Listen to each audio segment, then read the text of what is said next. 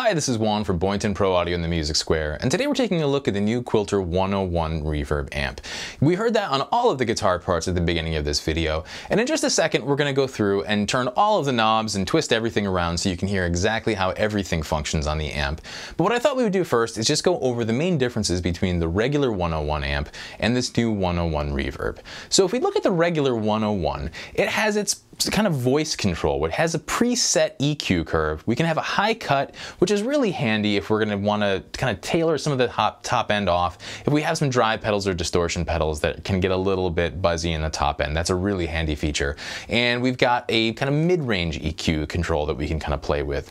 Now, the 101 Reverb has a more traditional low, middle, and treble pot that we can use to kind of tailor our EQ. And what's really interesting about the middle control is as we kind of go up past 12 o'clock, it affects the gain in a really interesting way. We'll be able to hear that in the video in just a second. Now we also have the limiter control that they borrowed from their Pro Block 200, which is nice. So now we get that in a more affordable package in a 50-watt version instead of the full-blown 200-watt Pro Block 200.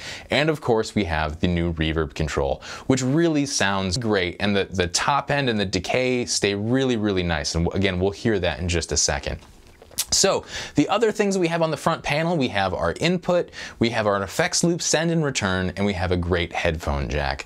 If we flip the amp over, it's pretty straightforward. We have our IEC power cable, and we also have our speaker outs, and we can choose between 4 ohms and 8 ohms. So all in all, this little amplifier sounds great. And what's really nice is whether you're running it at 1 watt or all 50 watts, it's really dynamic, it's really touch sensitive, and for being a solid state amp is incredibly tube-like in its response.